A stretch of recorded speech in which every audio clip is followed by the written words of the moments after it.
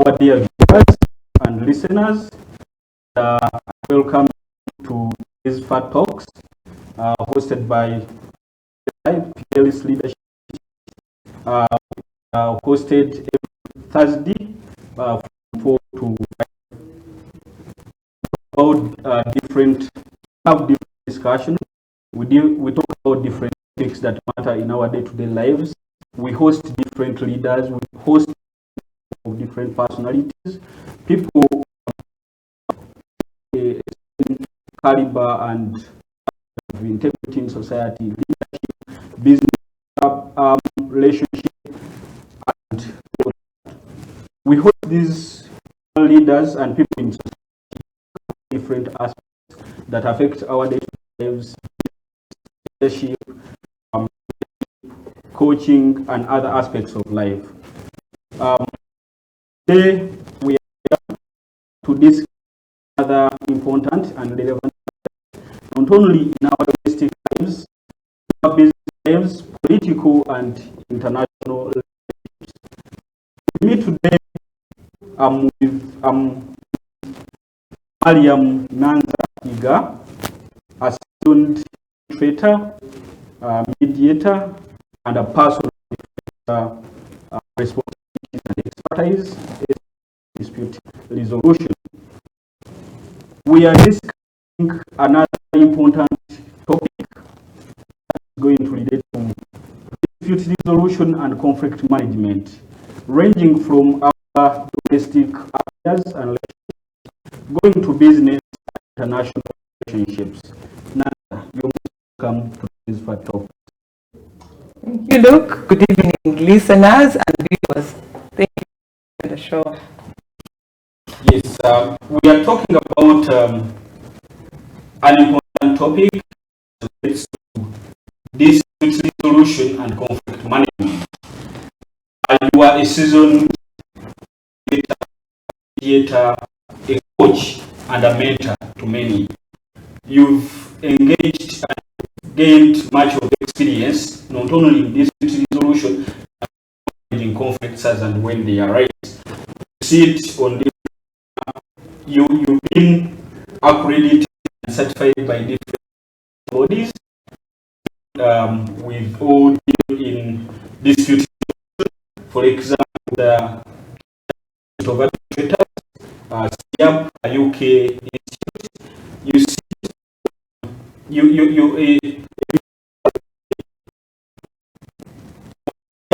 of IARB, which is also an alternative dispute resolution institute, and many other accredited institutions. Within so many means, who is Nanza? Who is Mariam Nanza today to our listeners and viewers? Thank you very much, Luke, again, for having me, and Fidelis Leadership Institute for inviting me to have this very important conversation on dispute resolution. As mentioned, I am Nanza Mariam Iga. I am an arbitrator and chartered by the Global Institute of Arbitrators based in the UK. On the national level, I am a member of MEC in Kampala. Outside arbitration, I'm a consultant offering my services in the public sector, private sector, and the third sector, in the areas of government, private partnerships,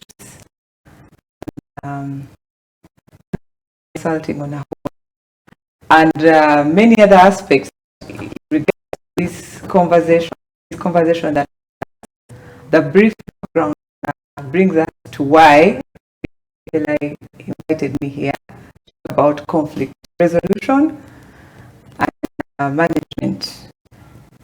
As indicated in your own intro, levels, everyday lives, relationships, business, organizational, interstate, and global. I have had a chance to public sector where I have a front row seat in the areas where conflict arises, especially project management are not purely funded by only our governments. You find that national bodies or private players come in, that is the public-private partnership. There we have conflicts that come from that regard. We have the business government, person to person, business to business, and then we have interpersonal relations. The practice that I do in conflict resolution or dispute has to do with alternative solutions. The mechanisms that are available for any of those states or parties at a point of contention but need a resolution will be either lengthy or costly, and they just want to resolve their matter and go.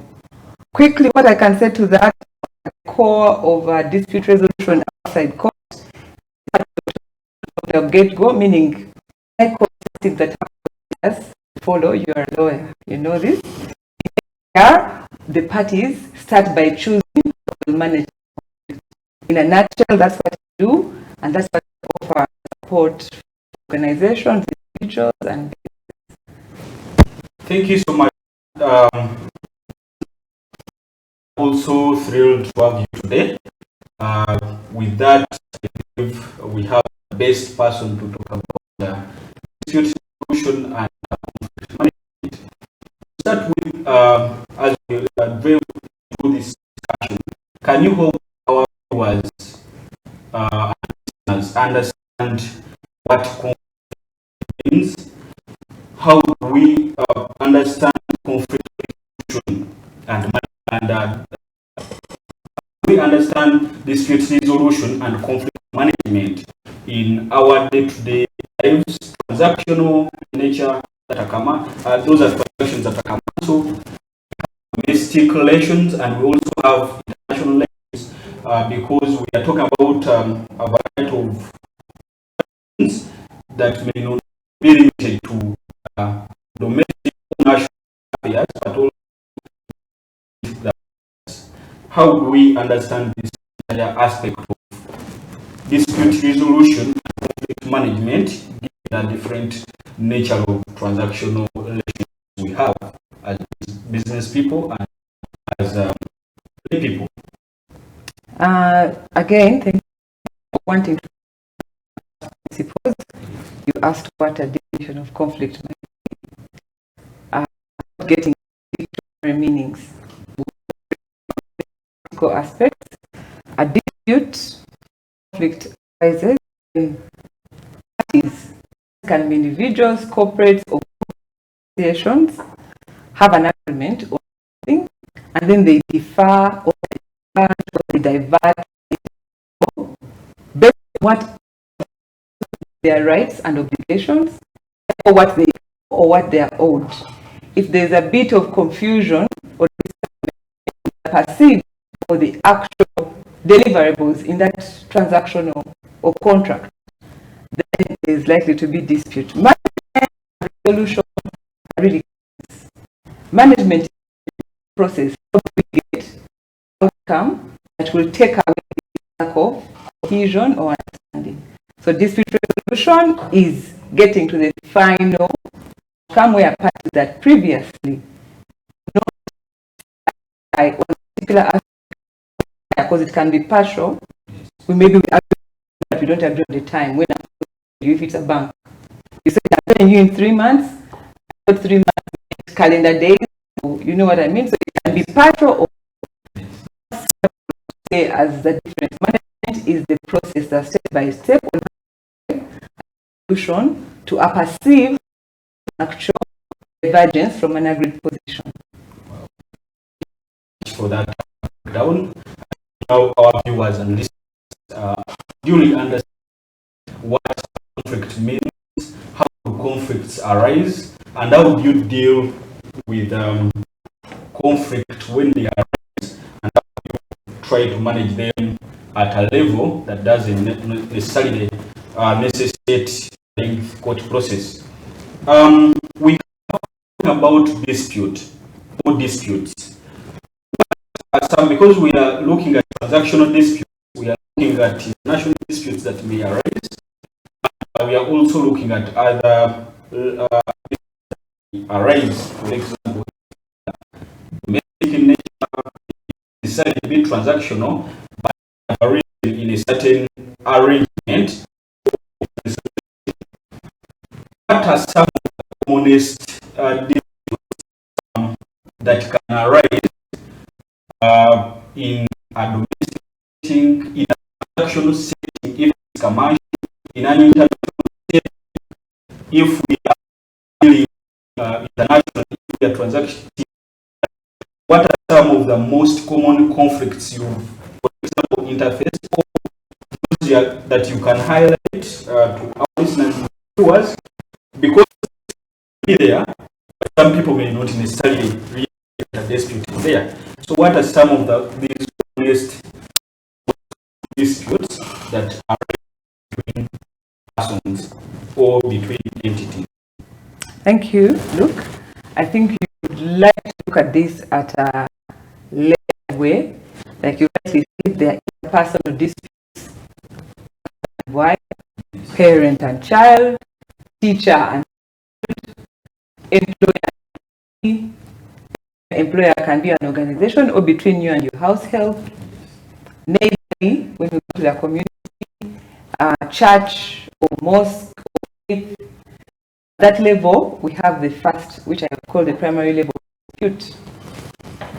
And then business, as you say, that is mostly commercial, where you have, because first level, we don't have contracts for marriage, where you have a certificate. Instead, if you're more the Quran, Christian, so the first level, we can say no contract per se in marriage. Rarely do we get house helps and say, sign on the dotted line, you will wake up at 5, you will do this, I will do this, because it's two-way.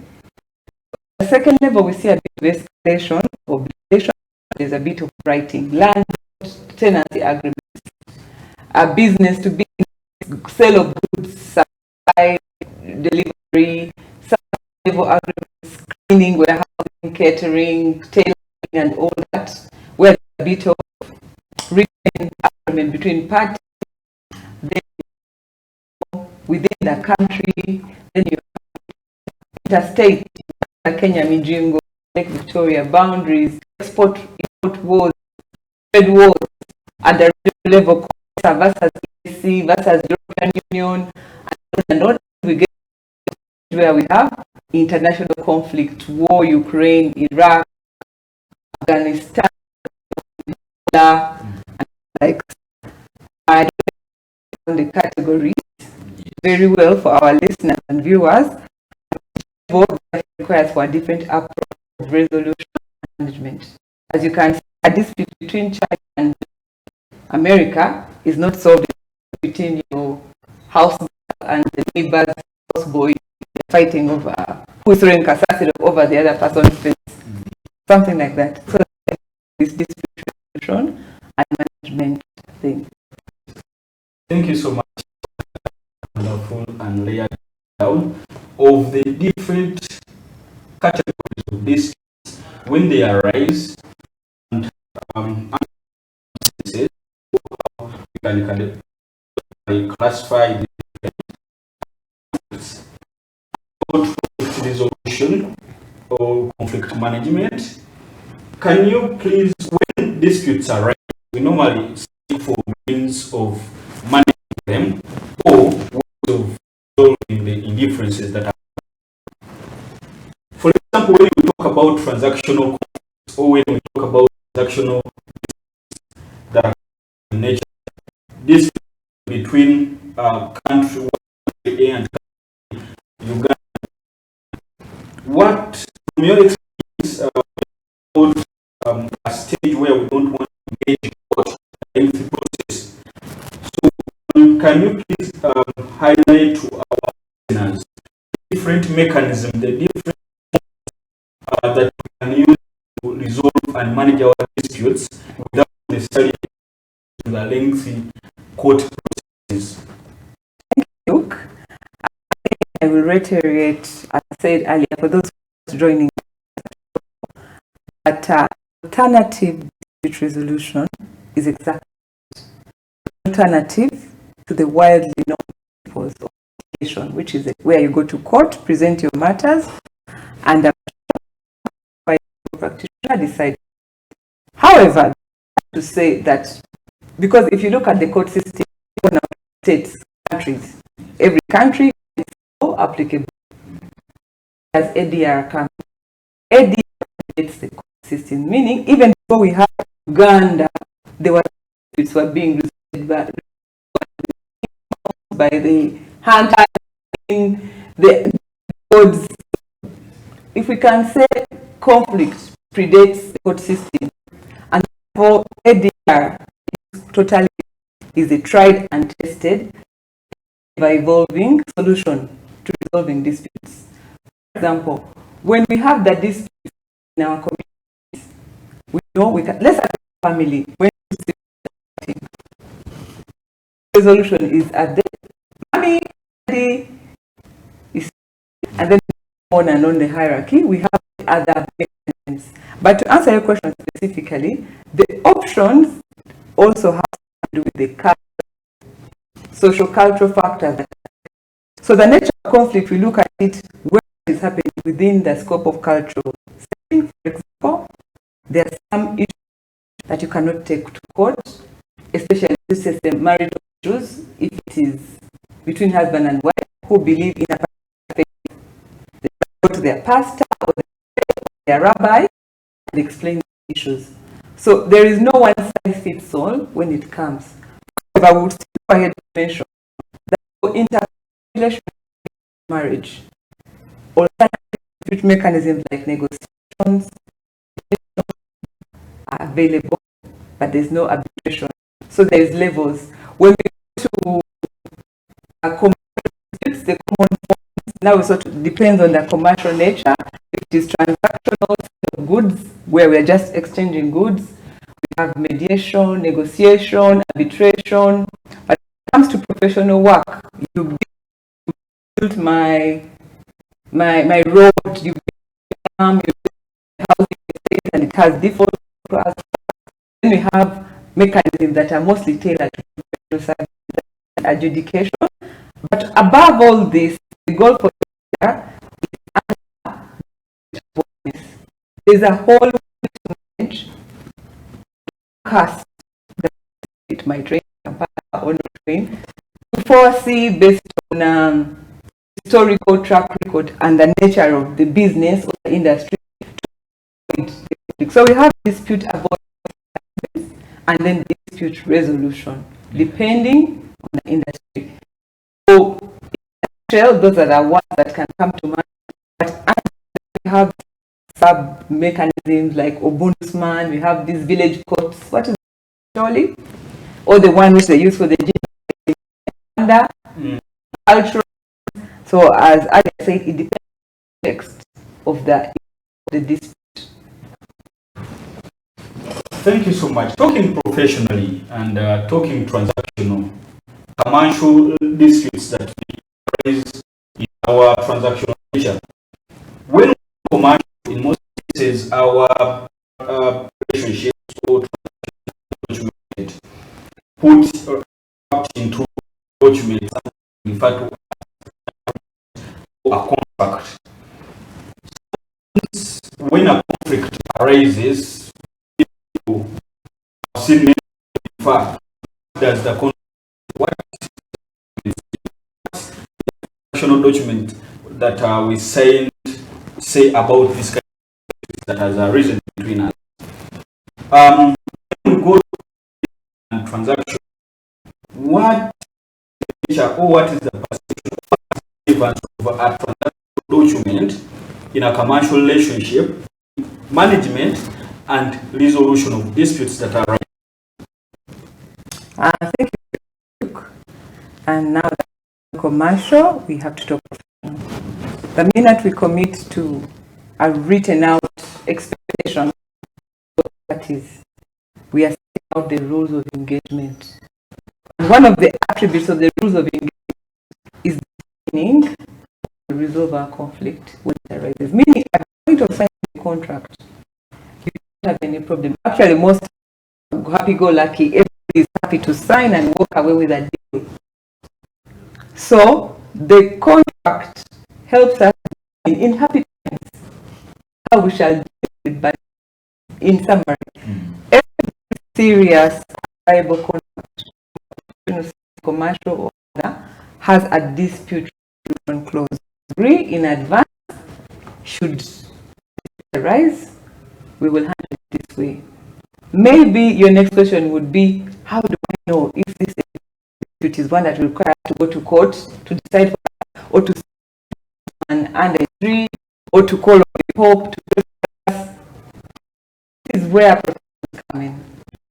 Professionals have had that look at a plethora of cases, and they are familiar with the type of disputes that arise. Like a good professional will write for you or review your document, especially the dispute resolution clause, and write out a clause inside it. It would be nice to just say, you and I fail to go to court. If you and I fail to agree with it amicably, most of the time is foreseeing a dispute. Just say amicably. What does that mean? And a mango 5 and say, okay, one uses that or something like that. No. So a dispute resolution clause in the contract, especially a professionally written one, is multi-tiered. What does it mean? When A and B disagree, or C, we have to solve amicably. If we don't agree amicably, we write maybe a neutral person, that's a mediator. You, if the person gives a result, you say we shall mediation, and then maybe go to court phase. Clear 3, 4, 5 be a resolution mechanism. However, because when this is urgency, for the phone for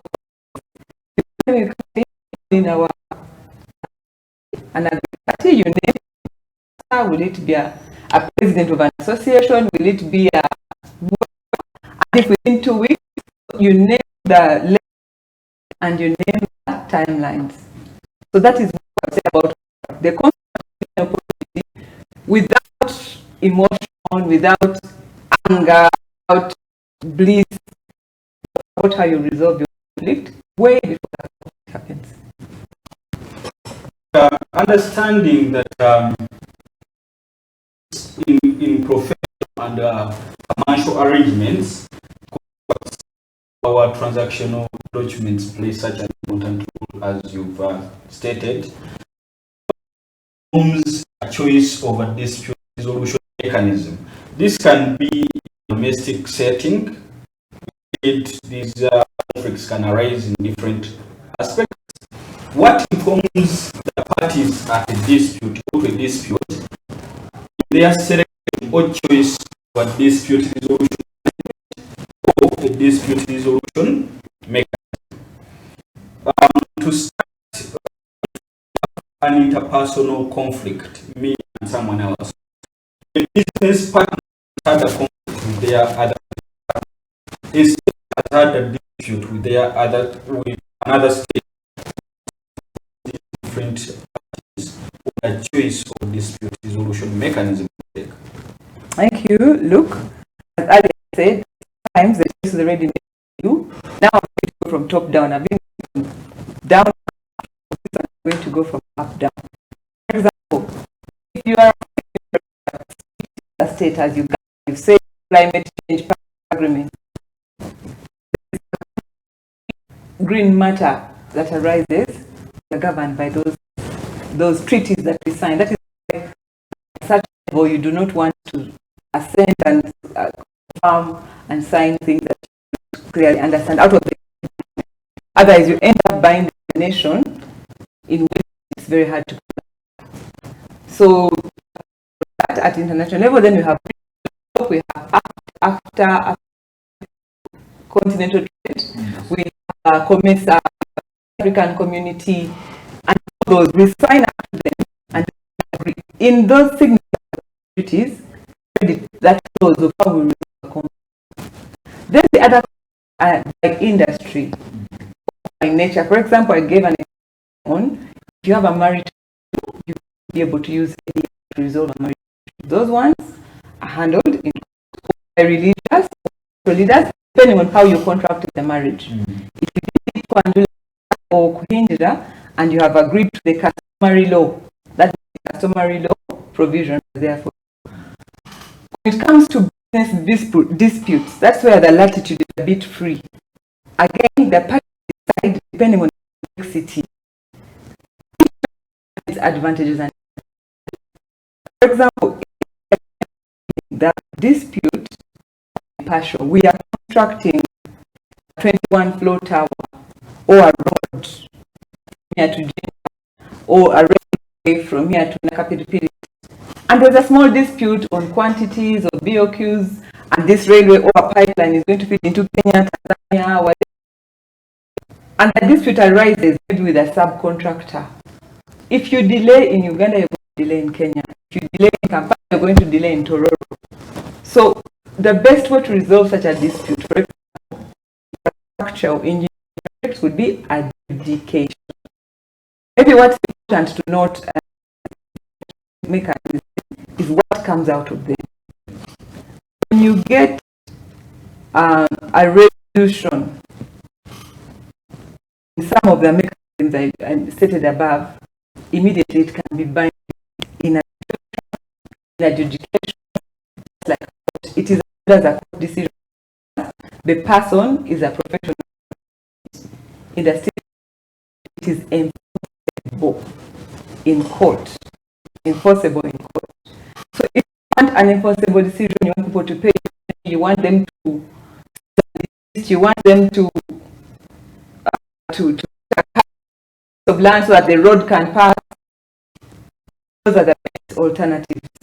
The other ones, though, like mediation, negotiation, conciliation, give the parties a chance.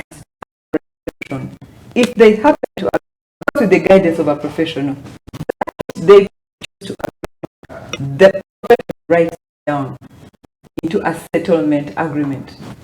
It's not a court order, it's not an arbitration order. What we have agreed, the professional helps us to put our agreement in writing to make it binding. If we're going to enforce it, it is a binding order. But the professional has not taken the decision for you. They just help you to talk, to see eye to eye, to evaluate the facts with a neutral party. What it is you agree, what as a settled agreement. So to answer your question on which method is best in the nature of the conflict, you want a quick fix, maybe it's not the whole dispute, maybe it's the timelines, maybe it's the professionals, something, not to solve the whole contract, but or a project, but to resolve and more, because the whole philosophy is not to resolve relationships. So that's what I would speak to that on the choice. On the choice. Yeah. You talked about and it's becoming known in a business relation, but even relationships and even other relationships. We've seen now what informs someone choosing resolution or mechanism, and we've seen that sometimes depends on the nature of transaction, subject matter, and the nature of the dispute. When the dispute arises, we've seen in still traditional, still many people are not yet informed about this entire dispute resolution mechanism or alternative dispute resolution methods that they are disposed. So when a dispute arises, what first of all, because what has to understand and what I want the listeners and viewers to know, that if I make a settlement which is agreed upon between and another person. You've spoken and you've said that it's a little like a court judgment. The process of me benefiting from a settlement that we've reached. And if someone else goes against that, what is for me, the innocent party or the person who was entitled to the contract is hope, sir. Hope to drive. Rough. Thank you very much, Luke. Once again, I listeners and viewers that alternative resolution is about party autonomy. When you make the choice of dispute resolution, every choice has its rules. It's like I'm going to Kampala, or I'm going to Jinja, or to Masaka. Each of them has its rules. When you choose the method, then the rules, unfortunately, become what you will. Much as there is party autonomy within the confines, to remind our listeners and viewers, this dispute resolution has been sanctioned by the Constitution of Uganda under the Arbitration and Conciliation Act. Much as it is party autonomy and freestyle, it is covered under the laws. In the remedies, like you say, and you fail to agree, the remedies are under that. If you choose arbitration and you fail to agree with the remedies are. What does that mean? That the best thing you can do, or the best insurance policy you can have, is one, educate yourself options available. You don't have to reinvent the wheel. Find the professional who will help you and has your interest. As I said today, I dispel the fact that everything legal must be done by lawyers. I am not a lawyer. That's what was actually coming. But I can come. Lawyers have their place in the legal space, in the litigation space, not necessarily in the lawyer space. What here is the mean and to the thing a lawyer does must be done in court. That is national, in the business transactions, other disputes that have been formed by a contract. That is my recommendation. Things have intricacies, but people have taken the time, have studied their professions like out there, find one, with the space, let them guide you. But also, last on that point, is to remind this, Uganda being a pro-arbitration, pro-mediation, pro-ADR, we have court-annex mediation that is mandatory. At least the mechanisms are mentioned. So some matters, when you go to court, they send you directly to ADR and as a result. If you solve your problems there, well and good, then the court will enforce. If you don't, go back to court. So they've also appreciated the benefit in efficiency, time, cost, confidentiality, arbitrations or mediations attended by the public, by the TV, have a degree of privacy.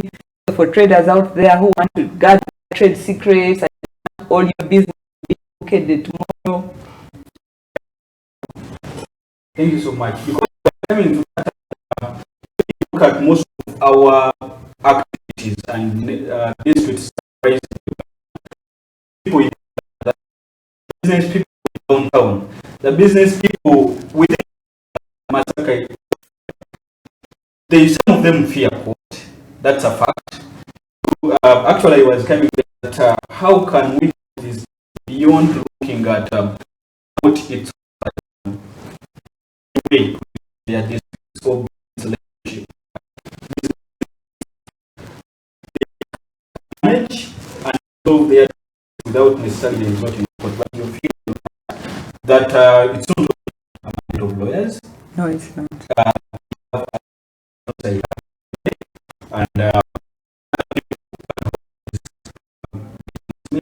And business people there handle disputes amicably using the mechanism without resorting to court. So, just a brief or in what are some of the habits that you can point out our viewers and listeners, wrap up the show, what are some of those matters ranging from when this a transactional relationship or any other kind of relationship? When can they start talking to one another? When is a something that causes conflict? And how to think about what is the impact that we are going to see to help estimate in a summary? In a summary, listen, conflict and dispute are inevitable. They're not necessarily a bad thing if they are handled. My advice would be to have an open mind about what conflict is and what it is not, because sometimes you argue over these issues, and even an arbitrator only tell you that this doesn't amount to a dispute. So after that, the other thing is to avoid. Where you can, I think there are mechanisms that proactively in infrastructure, construction, quantitative surveying. I think this method before I would indicate that matrices have worked out matrices where something might arise, and they give you coping tools and they equip you in advance. So the first thing would be to gag or gauge against conflict itself, in projects where you have dispute avoidance boards in place, where you always where is the proactive, and this is how we manage to avoid. Should it happen, pass through the filter of avoidance board, and it actually happens. The issue against being out of mind, well drafted. If you draft that is going to send you to China or to resolve a conflict where you need a translator, stay in a hotel for 20 days. So you have to be smart in the sense of make that practical. Maybe to quick in Uganda, professionals in Uganda, we have in Kenya, Rwanda, where they so about for the business people, or in case your partners come from different countries, so you running to London. The cases in this country that have been one them but very extensively, and then lastly, educate yourself, but other professionals to do their work. The third that will definitely overlook, a professional will have a keen eye on that. So my recommendation: avoid that when you must incorporate a it to be professional. You not even get a lawyer to draft your contract. You've been learning these nigginas for years. Dispute resolution between you and the importer from China. Let's have a look at it. Terms and conditions for bank forms, we all agree, I agree, and you've not read the print. The people out there who make it their everyday understand. Especially with these IT documents, everything you say, I accept what you're accepting. Thank you so much, Nanza. It was a pleasure hosting you. The subject and the topic of discussion today is related to business people and the business in Uganda. Thank you so much for understand the entire aspect of dispute when they arise. How do we manage them? How do we, if they have gone through the net of management, how do we resolve them without necessarily resorting to court? And those people can actually able to help us manage and resolve. Thank you so much to our listeners. This was the edition of the FAT Talks by FLI about subjects that matter, concern us in our day-to-day lives, subjects and topics that concern our business communities, subjects that put us the right people to approach when we face a certain challenge in life, in our day-to-day activities. Thank you. I was your host, Kamoga. We meet again next time.